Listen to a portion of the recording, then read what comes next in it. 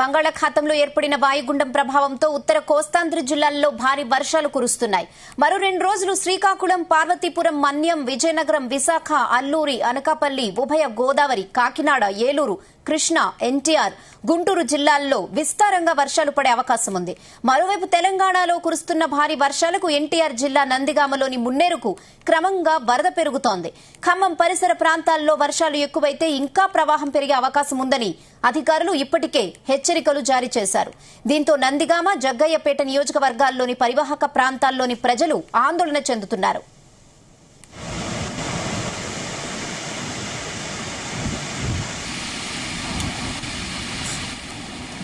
ఎన్టీఆర్ జిల్లాలో కురుస్తున్న వర్షాలకు తిరువూరు నియోజకవర్గంలో వాగులు, వంకలు పరవళ్లు తొక్కుతున్నాయి. దీనికి తోడు తెలంగాణ నుంచి వరద వచ్చి చేరుతోంది. ఎన్ఎస్పీ తిరువూరు మేజర్ కాలువకు సుగాలి కాలనీ వద్ద గండ్లు పడ్డాయి. సుగాలి కాలనీలో వరద నీరు ఇళ్లలోకి చేరి ప్రజలు అవస్థలు పడుతున్నారు. మరోసారి కట్లేరు, ఎదుళ్ల, విప్ల పడమటి, గుర్రపు, కొండ, అలుగు వాగులు ఉధృతంగా ప్రవహిస్తున్నాయి. తిరువూరు మండలంలో పలు వంతెనలపై నుంచి వరద ప్రవహిస్తోంది. చాలా చోట్ల రాకపోకలు స్తంభించాయి. పత్తి, మిర్చి పంటలకు అపార నష్టం వాటిల్లిందని రైతులు ఆవేదన వ్యక్తం చేస్తున్నారు.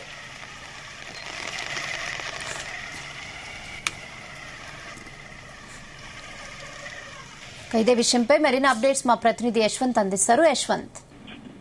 Thank you Rehana.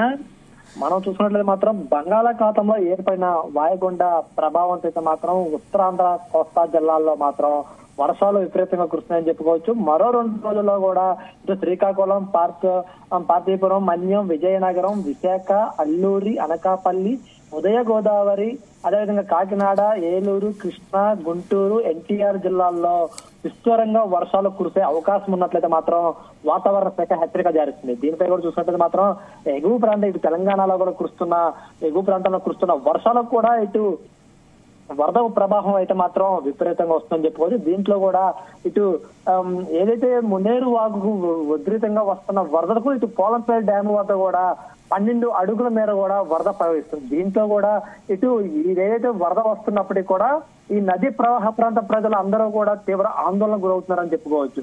ఇటు ఏదైతే ఆంధ్రప్రదేశ్ లోకి ప్రవహించిన మున్నేరు వరద ప్రభావంతో ఇటు పోలంపల్లి డ్యాము ఆ నది ప్రవాహ ప్రాంతం ఏదైతే ఉందో ఇటు లింగాల మున్నేరు బ్రిడ్జి వద్ద కూడా ఇప్పటికే గతంలో కురిసిన వర్షాలకే అటు మున్నేరు డ్యామ్ కూడా పూర్తిగా రాకపోకలు కూడా బంద్ అని చెప్పుకోవచ్చు. పూర్తిగా వరదలు దాటికి కూడా ఆ డ్యామ్ పూర్తిగా ధ్వంసమైందని చెప్పుకోవచ్చు. దీంతో కూడా తెలంగాణకు, ఆంధ్రాకు పూర్తిగా రాకపోకలు నిలిచిపోయాయి.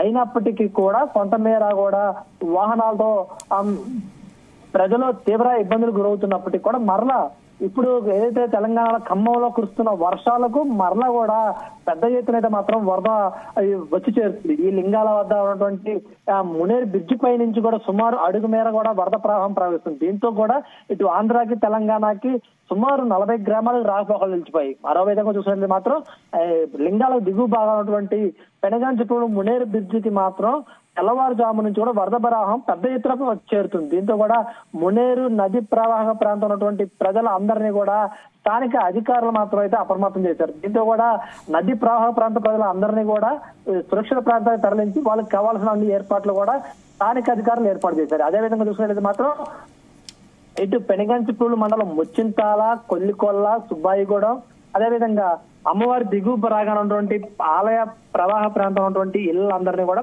ప్రజల్లో అధికారులు అప్రమత్తం చేశారు. దీంతో కూడా ఇక్కడ పెనుగంచిప్రోలు అది ప్రజలందరూ కూడా కొంచెం భయాందోళనకు గురయ్యారని చెప్పుకోవచ్చు. దీని తర్వాత నందిగామలో ఉన్నటువంటి ఇటేపు మునేరు వాగు, కట్టెలేరు వాగు రెండు కూడా ఇటు మునేరు వద్ద, నందిగామ ఉన్నటువంటి కేసర వద్ద కూడా రెండు ఒకే దగ్గర జాయింట్ అవుతుంది. అక్కడ కూడా పెద్ద ఎత్తున వరద చేరుంది. దీంతో కూడా నందిగామ ఆ సమీపంలో ఉన్నటువంటి ఈ మునేరు వాగు ప్రవాహ ప్రాంత ప్రజలందరూ కూడా పెద్ద భయాందోళన చెప్తున్నారు. ఇటు చంద్రలపాడు కావచ్చు, అదేవిధంగా చంద్రలపాడు సమీపంలో ఉన్నటువంటి గ్రామ ప్రజలందరూ కూడా పెద్ద ఎత్తున భయాందోళన గురవుతున్నారు. ఈ పెద్ద ఎత్తున వరద రావడంతో ఒకసారి ఇప్పటికే వరద ముంచెత్తడంతో కూడా ఆ ప్రాంత ప్రజలందరూ కూడా నేత మునిగి చాలా పంట పొలాలతో పాటు ఇళ్లలోకి చేరడంతో చాలా మేర నష్టం ఏర్పడింది.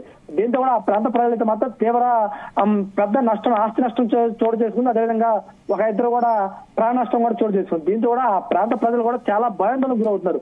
దీంతో కూడా ఇప్పటికీ ఈ వరదంతా కూడా విజయవాడ చేరుతుంది. విజయవాడతో పాటుగా దాని సమీపంలో ఉన్నటువంటి ప్రాంత ప్రజలు విజయవాడకు వరద వస్తుందంటేనే మాత్రం ఆ విజయవాడ ప్రాంత ప్రజల భయాందోళన గురవుతుందని చెప్పుకోవచ్చు.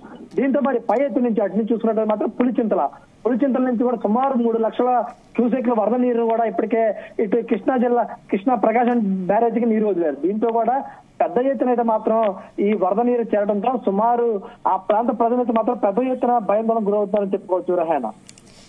ఎస్, ఇంకా అలాగే మళ్లీ ఖమ్మంకి ప్రమాదం పొంచి ఉందంటున్నారు కదా అధికారులు. సో ఖమ్మం పరిసర ప్రాంతాల్లో అధికారులు ఎలాంటి చర్యలు తీసుకున్నారు?